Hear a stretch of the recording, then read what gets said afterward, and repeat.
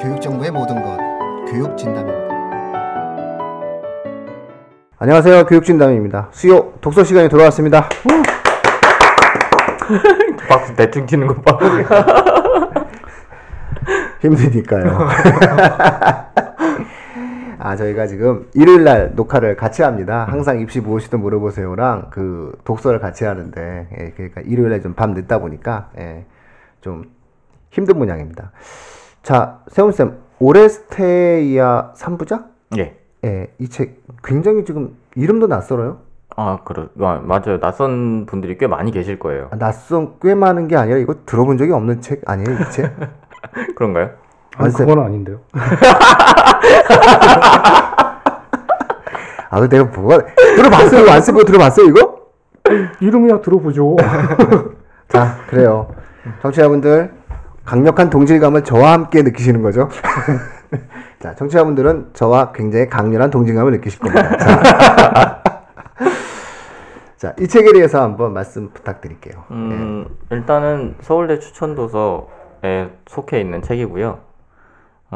근데 그 중에서 우리나라에서 나왔던 책들이 이제 서울대 추천도서에 보면은 이 제목이 오레스테이아 3부작 이렇게 안 돼 있고 뭐 오레스테스 3부작 이렇게 돼 있는 경우들이 또 있고요. 네. 근데 원래 제목은 오레스테이아에 속해 있는 3부작, 그러니까 세 개의 비극이 이 오레스테이아라는 하나의 제목으로 묶여 있다고 생각하시면 돼요. 그래서 이제 아이스킬로스라는 비극 작가가 쓴 작품 3개가 여기에 묶여 있어서 오레스테이아 3부작 이렇게 부르는 건데요. 지금 제가 갖고 나온 책은 의류문화사라는 곳에서 나온 거고요. 번역자는 김기영 선생님인데, 이분은 소포클레스를 전공을 하시긴 하셨는데, 뭐 어쨌든 그리스 비극 쪽은 거의 다 이야기가 다 통하는 것이라서 이 선생님이 번역을 하셨습니다만, 저는 이 선생님의 번역을 좋아하진 않거든요. 근데 선택의 여지가 그렇게 많지가 않아요. 그러니까 오레스테이아 3부작을 딱 묶어서 낸 책이 거의 없고, 이 책이 거의 유일하다고 보셔도 될 것 같아서 일단은 이 책을 들고 나오긴 했습니다. 그래서 서울대에서도 이 책을 추천도서에 왜 넣었는지는 사실 저는 잘 모르겠어요. 영문과 쪽에서 아마 넣었을 거라는 짐작은 있는데, 이 책이 갖고 있는 의미는 굉장히 크기 때문에 오늘 한번 얘기해 볼 만하다고 생각을 해서 갖고 나왔어요. 예. 저자가? 아이스클로스입니다. 그러니까 그리스 비극 저자로 유명한 사람들 3명을 들자면 아이스킬로스, 소포클레스, 그다음에 에우리피데스 이렇게 3명이거든요. 예. 그러니까 아이스킬로스는 이제 어떻게 생각하자면 1세대라고 생각하시면 될 것 같아요. 비극 작가들로 따지면. 결국 작품의 내용 자체가 그리스 비극의 요소를 갖고 있는 내용이네요. 그리스 비극이죠. 그리스 비극의 비극 경연대회에서 이제 막 우승을 17번 했던 작가인데, 이제 그리스 비극은 대디오니소스 제전이라고 하는 데서 그런 축제가 벌어지면 그 축제 안에서 비극 경연대회를 계속 했었어요, 그리스에서는. 그래서 이제 거기서 우승을 한 사람 굉장히 명예스럽게 후대까지 이름이 남았다라고 얘기를 하는데, 이 작가도 이제 그런 이력을 갖고 있는 작가기도 하고, 또 한 가지 특이한 건 이 작가가 마라톤 전투에 참전했던 그런 작가이기도 합니다. 그래요? 하여튼 참 책임감을 다하는 그런 사람들이야. 그때 당시에 사람들은 그게 본받아야 논리가 돼. 진짜 대단한 사람들이니까요. 서양 정신이 여기서 형성돼서 비록 중국의 송나라에게 밀렸지만 또한 500년 후에는 결국 산업혁명을 먼저 해서 근대를 먼저 만든 거죠. 너무 멀리 가시는 거 아니에요?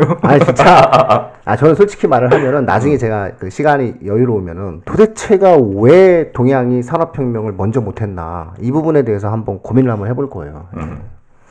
충분히 사실은 서양이 따라올 수 없을 만한 엄청난 경제적, 문화적 힘을 갖고 있는 이 나라가 왜 안 됐을까, 이런 생각을 좀 가지면서 고민을 할 거예요.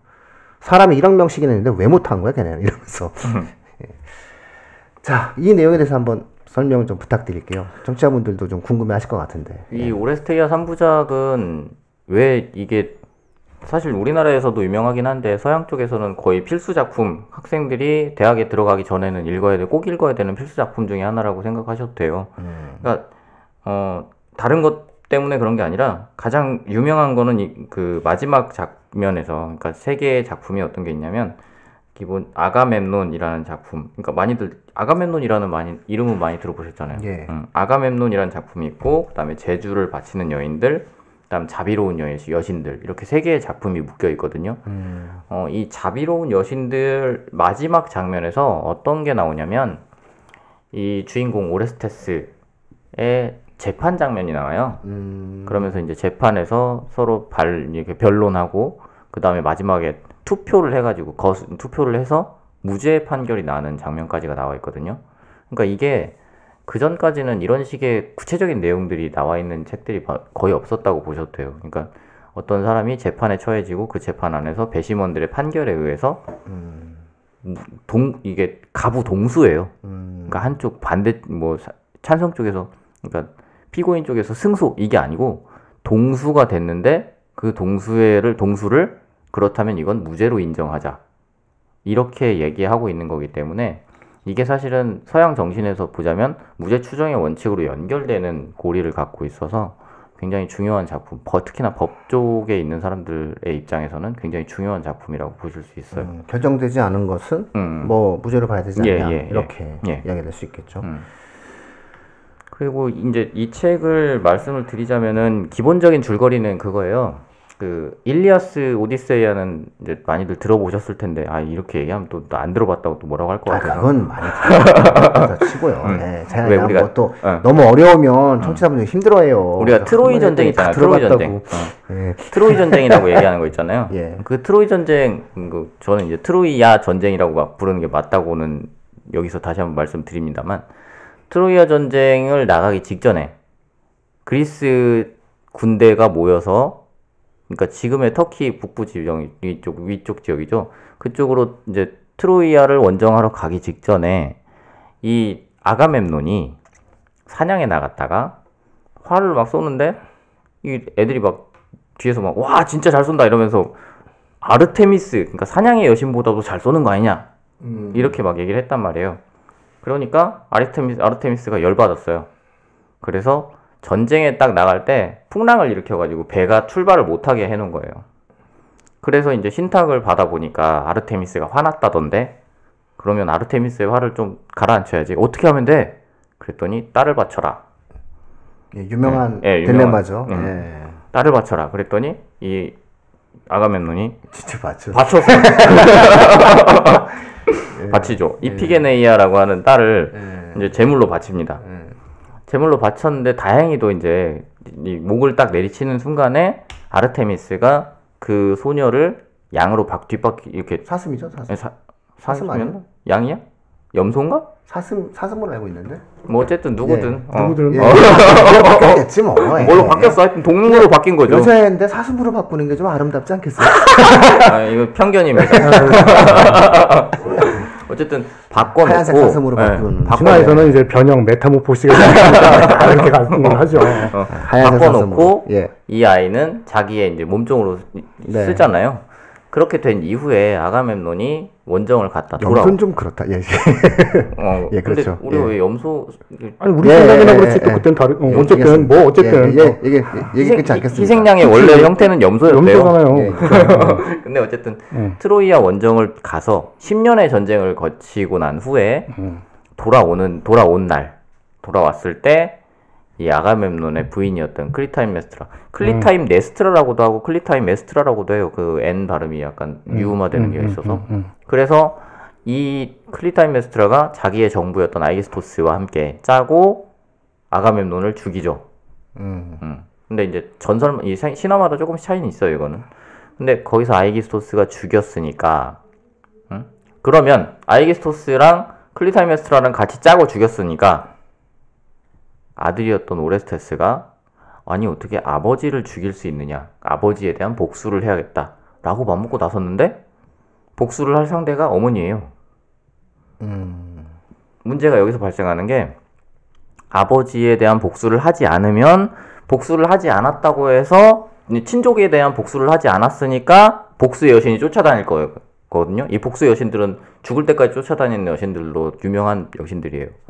그리고 어머니를 죽이자니 어머니를 죽였다고 복수의 여신이 또 쫓아다닐 테니까 어느 쪽을 택해도 복수의 여신이 쫓아다니게 됐거든요. 이건 죽을 때까지 쫓아다니는 거니까 계속 얘는 도망 다녀야 되는 운명이 된 거예요. 그래서 그런 딜레마에 빠져 있다가 결국에는 누나인 엘렉트라하고 짜고 어머니를 죽이죠.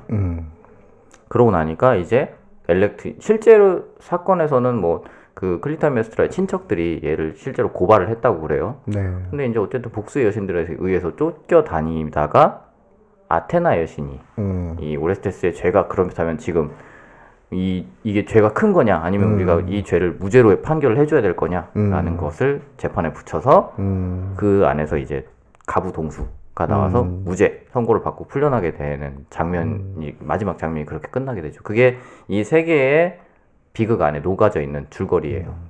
뭐 집안 자체가 다 딜레마야. 그리스 신화는 그냥 처음부터 다 딜레마예요. 근데 네? 여기서 이제 이 작가가 보통 얘기하고 싶었던 게 뭐냐라는 걸 생각을 해보면 보통은 인간들이 어떤 딜레마를 겪을 때 그 딜레마에서 어느 쪽을 택해도 고통스러울 수밖에 없다라는 걸 보여주고 싶었다는 얘기들이 이제 네. 대부분의 그렇죠. 큰 얘기인 거고 네. 여기서 이제 그리스 비극에서 가장 중요한 모티브가 하나 등장하는 게 뭐냐면 휘브리스 예전에 그렇죠. 저기 재환 선생님이 한번 말씀을 하셨던 적이 있는데 휘브리스라는 게 되게 중요한 개념이에요. 이 그리스 비극에서는 이게 뭐냐면 우리말로 따지면 사실 되게 우리말로 번역이 안 된다고 그렇죠. 얘기하는 사람들이 많이 그렇죠. 있는데 굳이 따지자면 이제 이걸 연구했던 사람들이 우리나라의 연구자들의 의견으로는 방자함 정도가 되지 않겠냐. 그러니까 휘브리스가 어떤 부분에서 지금 발동을 한 거냐면 내가 아르테미스보다 활 잘 쏴 라고 했던 그 부분. 인간이 자기의 능력을 넘어서서 자기가 뭐 굉장히 뛰어난 사람이라고 자랑을 하기 시작할 때 신을 넘어선다고 얘기를 하는 그런 오만 방자함을 보이기 시작할 때부터 비극의 씨앗이 막 이렇게 움트기 시작하는 거죠. 바벨탑이네. 그죠? 그렇죠. 바벨탑도 거의 그런 방식인 거죠. 무너지는 게 지가 뭐라고 하늘에 닿겠다고 가다가. 그러니까 우리 현대 사회에서는 그런 휘브리스가 생각보다 되게 많아요. 네, 그렇죠. 그러니까 인간의 범위를 넘어서는 행동들 자꾸 하려는 사람들도 많고. 그래서 그런 휘브리스가 나타날 때 이런 비극들에서 이제 그런 충고들을 해주는 거죠. 네가 그런 휘브리스를 범하게 되면 그 죄값은 너 말고 네 자식 때까지 쭉 이어질 걸 이라고 경고하고 있는 것도 끊어지지 않는 사슬이 만들어진다. 이렇게 한 번 잘못된 그런 것을 통해서 만들어진 계속적인 형태의 딜레마적인 비극이 생길 수밖에 없다. 그러니까 그리스 신화, 그리스 비극을 읽다 보면 되게 어려운 게 뭐냐면 분명히 아가멤논의 얘기를 했단 말이에요. 근데 선생님들이 설명을 하기 시작하면 어디서부터 출발하냐면 걔네 할아버지가 말이야. 계속 이어져요. 계속 거슬러 올라가는 거예요. 그럼 대체 어디까지 올라가야 이 얘기가 끝나는 거야? 라고 하면 결국엔 제우스의 행동에서부터 모든 게 다 그거 다 제우스의 뜻이었는데 이렇게 해서 모든 게 다 시작되는 걸로 보는 부분들이 있어서 이 그리스 비극을 읽어나가는 게 처음이 어딘지를 되게 잡기가 되게 애매해요. 근데 약간 이제 최근에 우리 세훈쌤 때문에 제가 그리스 고전들을 다시 이렇게 많이 접하게 되면서 이제 느낀 건데 혈연을 중심으로 해서 인간의 유한성이 계속적으로 연결되어져 가는 것들은 동양의 어떤 유교에서만 나타난다고 생각을 했었는데 서양에서 나타나가지고 저는 조금 그 대목에 있어서도 좀 다른 생각을 갖게 되었어요. 그러니까 자식이 부모의 복수를 당연하게 생각하고 그리고 자식이 부모의 복수를 하지 않는 것에 대해서 되게 부끄러운 어떠한 일이라고 생각을 하게 만들고 그리고 부모의 잘못을 자식에게까지 이렇게 연좌제죠 일종의 연결시켜 내려서 계속 이어져 내려오는 것은 결국 유한한 인간이 부모로부터 자식에게 이어져 나가는 과정들 속에서 끝없는 어떤 연속성을 보장받는다. 이게 이제 사실은 서양에서도 이런 생각이 있나? 이런 어떤 느낌을 좀 가졌어요. 그래서 그래요 정말? 동양의 유교는 확실히 이래요. 동양의 유교는 유한한 인간이 무한적 형태의 존재로서의 인간이 되기 위한 길이 결국은 아버지로부터 아버지로 나의 자식으로부터 자식으로 이어져 내려간다고 생각하는 거거든요.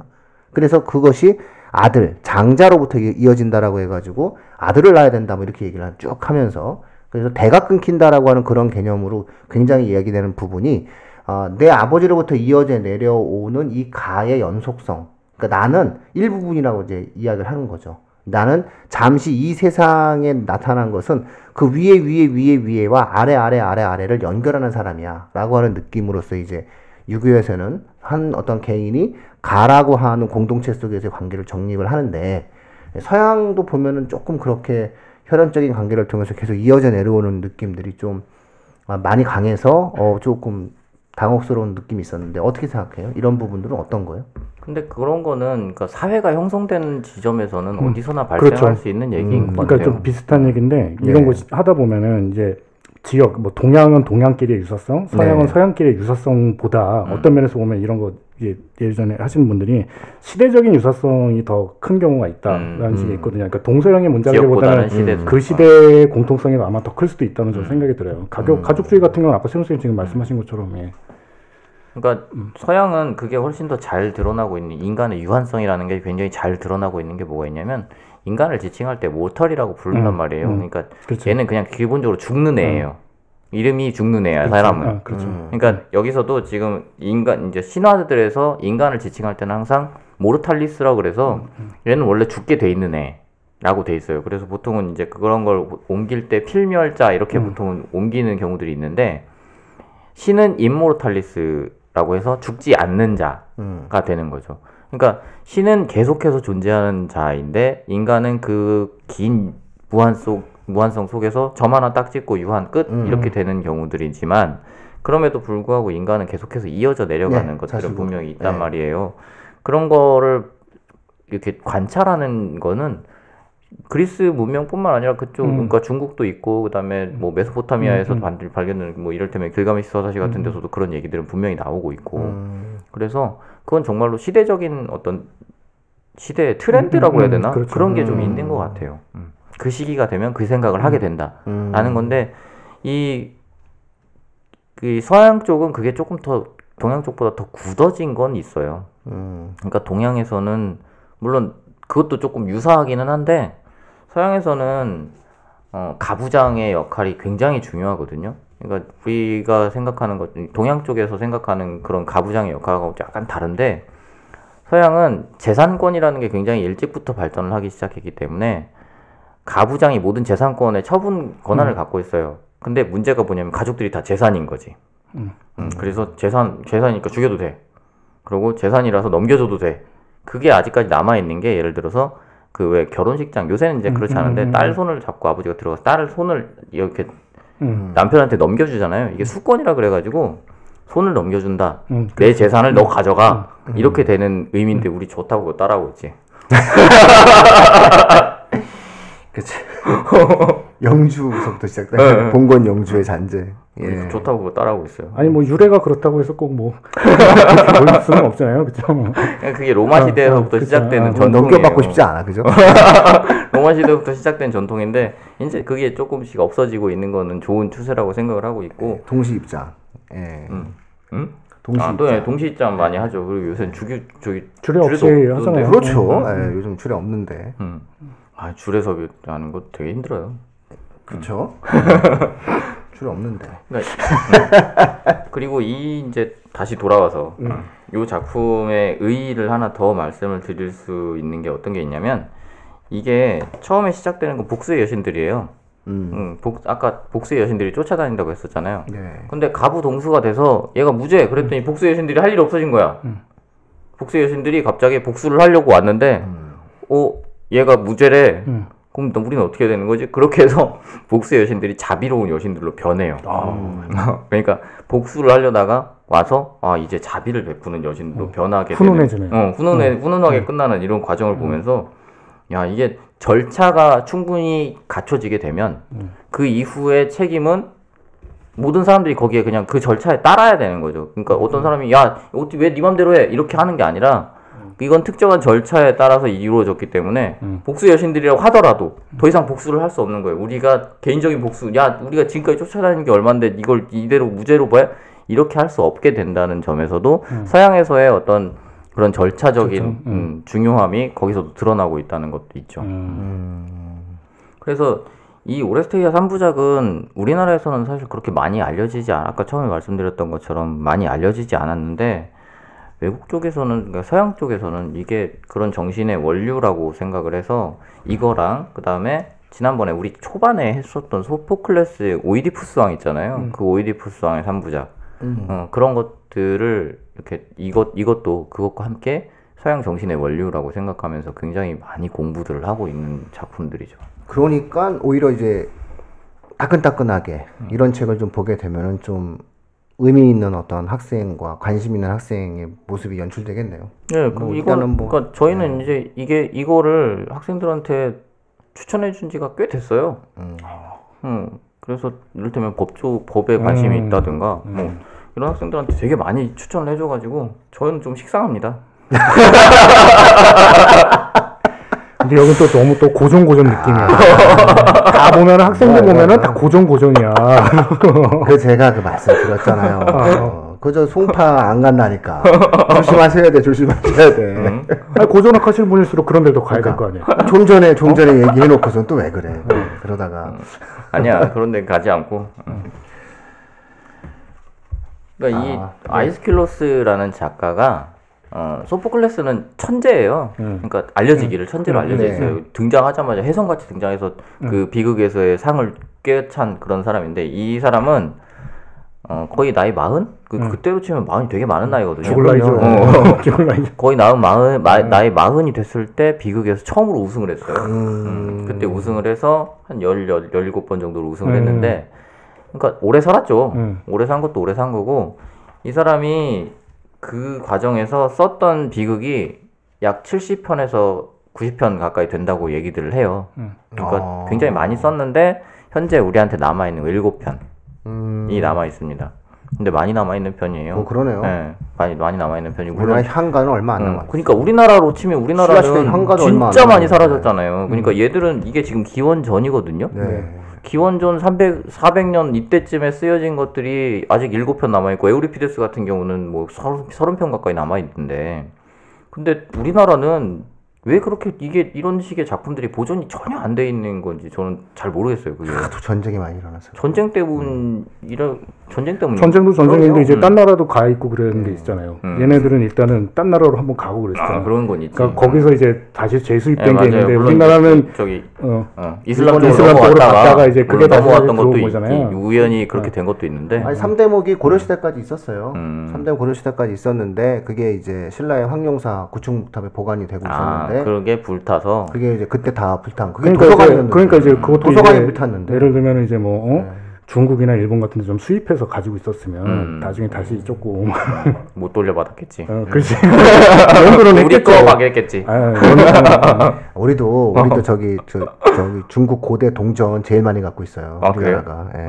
신안에서 이렇게 우리나라 신안 요즘 보물선 많이 나오는데 사실 보물선 원조가 신안 앞바다 그 예전에 그 왜 고려 청자 막 발굴했었던 다 알면서 모른 척 하지 말고요. 그거 막 말 많던데 그게 그거 막 그러니까 그거 가라앉았다고 그럼 우리 땅이야? 뭐 우리 거야? 막 이런 얘기들 막 있던데. 돈스코이 그거 말고요. 예전에 그 왜 아시면서 그래요. 어렸을 때 그 왜 그 신안 앞바다에서 청자 막 발견되고 막 그랬었잖아요. 그거 저기 고려시대 목선이 이제 발견돼가지고 만화로만 봤습니다. 저희 삼촌 때 모른 척하니까 그래서 다 머리도 썩었어. 그래서 아니 나 만화로만 봤어. 그때 이제 그 신안 앞바다에서 발견된 엄청난 그 무역선이에요. 일본 가다 고려 거쳐서 이제 이렇게 그 가는 그게 이제 가라앉아가지고 그때 동전이 하도 많이 발견돼가지고 중국 동전이 그래서 우리나라가 중국 동전 보유국이에요. 그래서 이제 고대 동전도 우리나라 많이 갖고 있고 뭐 하여튼 그렇게 이제 배가 부서져서 가라앉으면 그런 게 좀 많이 가라앉아야 되는 거죠. 그래요. 황룡사 구충목탑은 되게 큰 건물이었어요. 탑이었기 때문에 기둥이 없이 지어진 거예요. 굉장한 건축술이었고 그게 만약에 불타지 않고 지금 남아 있었다면은 아마 세계 불가사의 중에 하나가 됐을 건데 그게 이제 그 9개 나라의 조공을 받겠다라는 그런 어떤 바람을 만들어 놨거든요. 그러다 보니까 그 9개 나라 중에 몽골이 있었던 거예요. 그러니까 몽골 애들이 와가지고 저게 뭐야? 그러면서 불질렀는 거죠. 그러니까 쉽게 얘기하면 국립중앙박물관을 태웠으니 거기 있었던 수많은 어떤 희귀 고소들이 좀 많이 탔었던 그런 부분이 있었고요. 고구려 시대 평양성이 함락됐을 때 그 서린기가 고구려 평양성 안에서 엄청나게 많은 책과 도서관에 있는 내용들을 보면서 아니 뭔 놈의 나라가 이렇게 책이 많아 갖고 가도 끝이 없네라고 얘기했을 만큼 책이 많았던 거죠. 그러니까 사실은 그게 지켜지지 못한 이제 내용들이 있는 거죠. 지네 나라에 책 있는지 몰랐던 거 아니야? 서린기 정도면 자기 나라에 책이 있는지 몰랐을 수도 있어요. 예. 저는 그래서 항상 이제 분산 투자가 안전하다. 아니 뭔 얘기가 이래? 아니 그러니까 네. 얘네들처럼 이슬람이 이렇게 분산 투자했으면 좀 안전했을 거다. 네. 그러니까 아, 근데 분명히 뭐- 그리스 비극들은 그런 행운은 있어요. 그러니까 네. 중간에 이슬람한테 넘어갔다가 이제 전화가 끝난 후에 음, 이슬람에서 다시 돌아오는 경우들도 많아서 음. 게다가 이슬람 쪽의 이슬람 쪽의 군인들도 이런 진가를 알아보는 사람들이 생각보다 많았던 것 같아요. 쥐들은 이래놓고서는 우리나라 규장각 불지르고 강화도에 들어와가지고 책도 훔쳐가고 그랬잖아요. 또 프랑스 애들은. 서양 프랑스- 정신이. 아니 프랑스 애들은 여기서 바라보자면 이렇게 아, 야만인들이에요. 야만. 이 그리스 애들이 보기에는 프랑스 애들은 야만인들이야. 축구만 잘하지 왜 뭐. 저기 있잖아. 그 우리가 갈리아 전기 예, 저기 그렇죠. 우리 카이사르가 썼던 갈리아 전기에 보면 완전 이거 쓴 야만. 야만인들이에요. 그 야만. 아니 프랑스 그러니까 독일 애들 그 거기. 시점에서 보면은 예. 야만 다 야만이지. 그렇잖아요. 그 민족들 게르만족은 더 야만이고 그랬을 그건 텐데. 야만인들이야. 영국 애들은 뭐 사람도 아니었겠지. 뭐. 네, 그래서 제가 그런 의미에서 나중에 이제 조금 이걸 했으니까 바로 할 수는 없고 조금 시간이 지나서 다시 한번 서울대 추천 도서를 할 때 타키투스의 게르마니아를 한번 너무 개인 다시 취향 한번 이런 건 좀. 네. 와 서울대 추천 괜찮아요? 도서라니 서울대 서울대 추천 추천 도서 도서. 이렇게 꼭 밀어. 서울대는 고전을 좋아해요. 게르마니아 고전을 좋아해서 그러니까 게르마니아. 독일의 옛날 얘기들을 써놓은 그 독일의 옛날 풍습들 그 관련해서 책을 한번 소개를 해드리겠습니다. 말 얘기밖에 안 나오겠죠. 뭐. 아니에요 말 얘기는 없어요. 걔들이 말 탄 애들이 아니라서 아 그래요? 되게 디테일하게 그러니까 타키투스가 살았던 시절이 기원 후로 기원 한 40년 50년 이때쯤이거든요. 그때의 이 게르만 그러니까 지금 현재 라인강 동쪽 에 살고 있는 민족들에 대해서 막 서술을 되게 많이 해놓은 게 있어요. 그걸 우리나라에서 또 참 번역을 하신 분이 또 계셔. 이게 또 세상은 다양한 취향을 갖고 있는 사람. 다양한 취향과 다양한 능력을 갖고 있습니다. 그 게르마니아 때문에 어떤 사람들은 그 책으로 인해서 히틀러가 용기를 얻었다고 생각하는 사람들이 있어요. 아 하긴 뭐 그건 뭐 또 그 책의 잘못은 아니죠. 예, 그래서 거기에 관련된 또 책이 있어요. 가장 위험한 책이라고. 거기서 이제 용기를 얻고 또 네. 비트겐슈타인한테 상처를 받고. 뭐 그렇지. 자 그러면 그 부분에서 조금 이렇게 그 마지막 마무리 짓는 시점으로 뭐 이렇게 책의 내용 중에서 좀 의미 있는 것들 있으면 좀 제가 의미 있는 내용들을 여러 가지로 표시를 해놓긴 했거든요. 되게 여러 가지로 표시를 해놨는데 이게 너무 여러 가지를 표시를 해놔가지고 대체 어디를 저기 얘기를 말씀을 드려야 될지 잘 모르겠어요. 그러니까 지금 보시면 아시겠지만 접어둔 데가 되게 많단 말이에요. 네네네. 딱 그냥 느낌 오는 것 네, 하나 하나 정도 얘기하세요. 이제 하나 딱 펴서? 하나 네. 그러면은 하나가 안 나오는데. 예. 여기 지금 이제 아까 말씀드렸다시피 아테나가 딱 들어와서 그 가부 동수로 무죄를 선고한 이후에 이제 어떤 말을 던지냐면 이 얘기를 할 때 자, 이 사건은 너무도 크구나. 어떤 인간이 판결할 수 있다고 믿더라도 이 살인 사건을 내가 판결하여 극심한 분노를 일으키는 것은 적법하지 않다.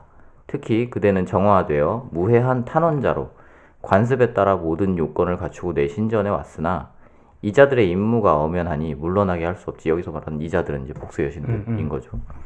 헌데 그들이 승리하지 못하면 그렇게 된다면 저 상처받은 자존심에서 독이 나와 바닥에 떨어져 이 땅에 영원한 역병이 번질 테니 이를 견딜 수 없으리라. 사정이 이러하니 오레스테스를 남게 하거나 보내는 것 하나를 선택하기 어렵구나. 분노를 사지 않고는 그러나 이 사건은 여기 내게 떨어졌으니 내 도시를 위해 나무랄 데 없는 사람들을 뽑을 것이다. 살인사건의 배심원들로 이들은 법규를 존중하고 그 법규는 내가 제정하여 영원하게 하리라. 이렇게 얘기를 하면서 이제 배심원들을 모은 다음에 이 사건에 대해서 쭉 절차대로 진행을 하겠다라고 얘기를 하고 있어요. 신인데 신도 자기 마음대로 뭔가를 하고 있지 못한 거예요. 그러니까 이런 거를 볼 때 사실 그리스 신화에서 제우스도 지 맘대로 할 수 있는 거 아무것도 없거든요. 신들의 왕, 그러니까 신과 인간들의 왕인데도 아무것도 제대로 할 수 있는 게 없어요. 그래 뭐 그런 것과 마찬가지로 아테나도 역시 자기 마음대로 할 수 있는 건 없고 모든 걸 다 절차에 의해서 하겠다. 그러니까 여러분들도 이 정의로운 생각대로 선서를 하고 나서 이 절차에 따라라 라고 얘기를 하는 부분이 그러니까 이 부분에서 되게 인상 깊은 내용이었던 것 같아요. 신이라면 야, 너 내가 용서해줄게. 그렇지. 이렇게 해야 되는 건데 그렇게 하지 않죠. 아테나의 신은. 그런 점에서 사실 우리나라의 신들은 용서해주거든요. 동아줄 내려주고. 동아줄 내려주고, 막 용서해주고, 또 나쁜 놈이 퇴계하면 풀어주고. 호랑이 떨어뜨리고. 근데 얘들 그게 아니에요. 얘들은 굉장히 인간적인 신인 거죠. 할 수 있는 게 없어. 신이 아니야, 사실은. 절차와 규칙 속에 있죠. 예, 얘들은 예. 절차와 규칙. 그러니까 이들의 사법 체계의 정의에 대한 어떠한 강렬한 열망이 되게 있을 거예요. 예. 얘들은. 네. 그래서 이거를 재밌게, 물론 이제 재밌게 읽기는 좀 어렵긴 해요. 그게 이제 딱딱한데. 근데 그래도 재밌게 읽으신다고 하면 네. 현대 법정에 원형이 들어있다고 생각하시면 돼요. 설득하고 상대방을 설득하기 위해서 내가 어떤 로고스를 사용해야 되고 실제로 사용해야 되고 실제로